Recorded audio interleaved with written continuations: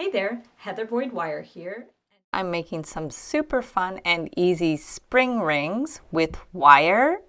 What you're going to need for this project is your ring mandrel. I have different gauges of wire, 18, 16. I have some flat wire and my tools. So we're going to start by making a measurement of the wire. I will link up a chart below the video to know how long to cut the wire, and we are going to wind it around about 2 sizes smaller than what we want because the wire will spring back. So you'll see it actually makes a size that's a couple sizes bigger. You can stretch it out a little more if you like to your size. Then we're going to take our flush cutters. Be sure you use the flush side to cut it straight across and flip it over, and we're going to cut it straight across in line with the other one and just give it a little flush cut. So we want to smooth out those little ends. So I have my little burr tool. I'm just going to roll it around there. I will link up all my tools in the description below. So that just softens up the end of the wire. This is 18 gauge rose gold wire from Artistic Wire, and it makes a super easy spring ring. So now we're going to make a smaller one. I'm just going at the very top of the ring mandrel. You can use a marker if you don't have this ring mandrel. I like the stepped ring mandrel because each area is cylindrical, so it doesn't go in more of a cone, and that one can just sit above the knuckle. And we are going to do another one. I'm just winding these around 3 times. You can wind them around 4 times or even more if you want a wider ring. Just push the wires together and cut the first one flush, and then the other one, same thing. We're going to cut it flush, and this time we are going to file the ends. For this one, I use 16 gauge wire. It's a little thicker, and I made a thumb ring with that one. So now, if you want, you can finish the ends in a different way. This is the 18 gauge wire. I just decided to finish it with loops. So make sure you cut a little beyond the center back and take your round pliers and just bring it around into a closed loop. So that's another way to finish it off at the back. And then just use your flat pliers to adjust them a little bit, get them all lined up. And there's another style. And if you don't like the way that loop is hanging down, you can just twist it around to face it up so it's a little more comfortable.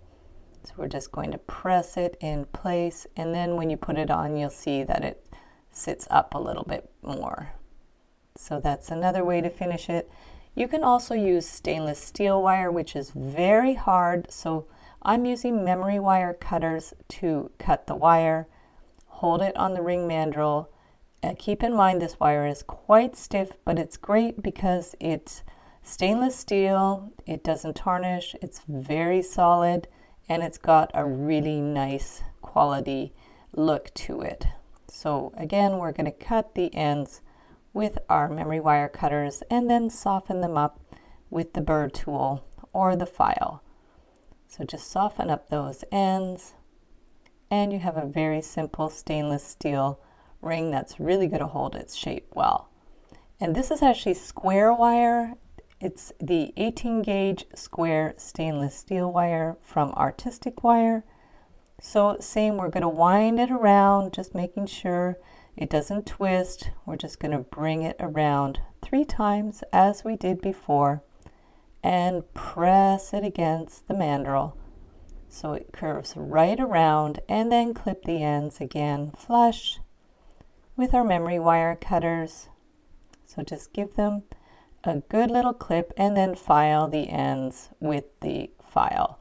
And there you have the square wire ring, which is really cool. So now we're going to make one with flat wire. I'm working right off the roll so I don't waste any wire.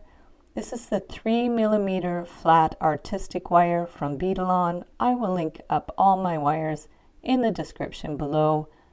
We are going to curve it around the mandrel You'll see the stepped ring mandrel is perfect for this because you get a nice cylinder, and we're going to clip it flush. So that'll be at the back. Now, because it's quite wide, we want to cut the ends on a bit of an angle as well. First, we'll make sure they're lined up. We're going to cut it and then bend it at a little angle and just clip the corners. So same here, just clip and clip the corners. So now that they're rounded out, we're going to press it onto a solid surface and file the ends around so they're nice and soft. And do the other side. Just hold it down so it doesn't jiggle around too much, and we're going to file those little corners so they're nice and soft. So put it back on the ring mandrel to adjust it, and then pull it off, and there you have your beautiful flat wire spiral ring. And all your rings that you can wear in different fingers and different positions. Super fun, super easy to make.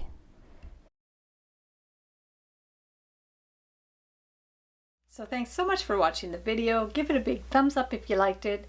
Be sure to subscribe to my channel for lots more wire art and jewelry making videos.